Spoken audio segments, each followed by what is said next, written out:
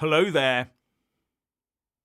You can hear the pro-Hamas supporting lefties' screechings from afar, can't you, as they wail that this wasn't meant to happen to them.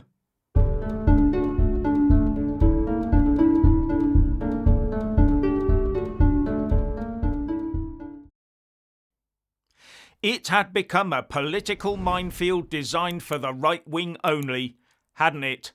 Cancellations, debanking, imprisonment and the rest, all because of their right-wing anti-woke wrongthink. And this two-tier approach was lauded by the left as their form of social justice. They had come to assume that free speech only applied to them, and even that violence by them in pursuit of their aims was the only acceptable violence. And they thought they had it sewn up, didn't they? Because the legal system was always going to be skewed in their favour, wasn't it? Words and actions were only ever meant to have consequences for the far right, where the far right is anyone, including government, that disagrees with them or tries to stop them destroying other people's property in pursuit of what they see as their righteous cause. But public opinion, true public opinion, has started, shock horror, to insist on all the rules being applied equally. And suddenly those who thought themselves immune are finding themselves under the spotlight and no longer able to operate with impunity. Suddenly hearty chants and violence against property from the pro-Palestine lobby have serious consequences. Even the venerated BBC is under the same microscope. At last. In the old parlance, they are hoist by their own petard. Now I will point out that Lucy Connolly, for example, and there are others, used hurty words on social media and then very quickly retracted those hurty words, but still got sent down for 31 months. Now which is worse? Words from a keyboard on social media?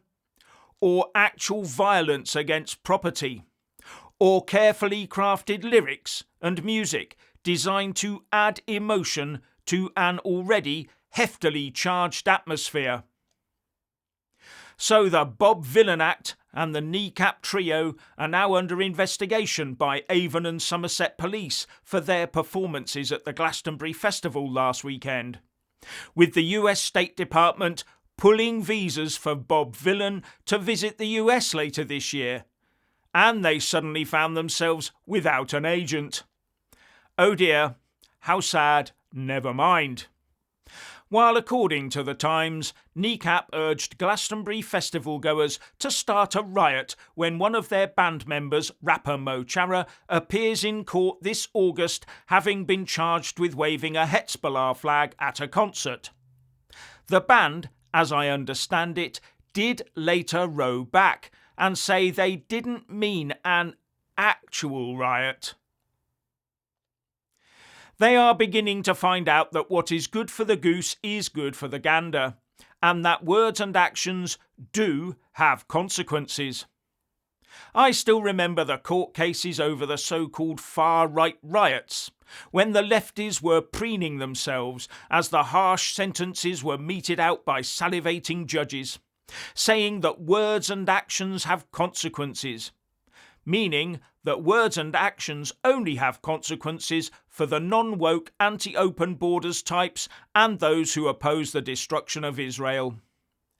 But now, those same lefties are all over social media and newspaper comment sections bleating that these anti-Israel activists should be immune from prosecution because they claim they want to stop a non-existing genocide, even though the population of Gaza keeps increasing. Now a quick interjection. Please like, subscribe and comment below and become a channel member to get extra content like this for less than the price of a pint in a London pub every month by clicking on the join button or following the link in the descriptions box below on a laptop or desktop computer. And now we come to Palestine Action, the group that claims to have entered RAF Brize Norton and allegedly damaged military equipment, 2 aircraft. And the Home Secretary Yvette Cooper has set in motion the procedure to get them banned, prescribed. And Palestine Action and its supporters are not happy bunnies about this. No, they are hopping mad. They are claiming that it is wrong for them to be proscribed in the first place, and have launched judicial review proceedings against the Home Secretary. They are also upset that Palestine Action is being proscribed at the same time on the same order as 2 other groups.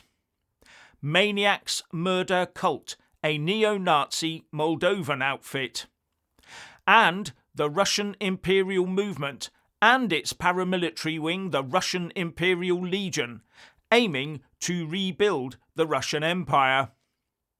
With a Palestine Action spokesperson moaning, bundling Palestine Action, a domestic civil disobedience protest group, in with foreign neo-Nazi organisations, further highlights how unjustified and preposterous the Home Secretary's proposed proscription of Palestine Action is.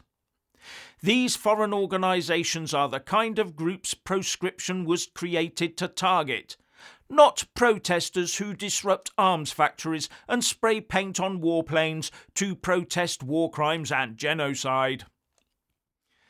Basically, Palestine Action is hoping for a carte blanche to continue to do as they please when they please. But Yvette Cooper laid that new draft legislation before the House of Commons and the House of Lords yesterday, with a vote in both houses agreeing to it expected by the end of Wednesday, tomorrow. Palestine Action could therefore find itself banned by Friday this week. And as Parliament is sovereign, the next target for us should be this new secretly drafted and narrowly consulted definition of Islamophobia, which Labour wants to get onto the law books before anyone has time to complain. We should be pushing not for it to be dropped, but for it to be drafted in a way that protects all religions and belief systems. Just like the law is moving towards treating the left like the left wanted to treat the right, do unto others, etc. Any law that protects religion must protect all religions and beliefs in the same way. Now, that would prove to be so unworkable and impossible to draft that it would have to be dropped. Otherwise, we'd have everyone who claims the earth is flat to those who say the Klingon Empire exists would be demanding special protections. Every special interest group would be queuing up for the recognition in case they got left behind. And where in this woke world would the establishment draw the line? Otherwise, what we'll see is only one religion flourishing, while all the others are automatically placed on the Islamophobia list merely for existing. A very dangerous place to be.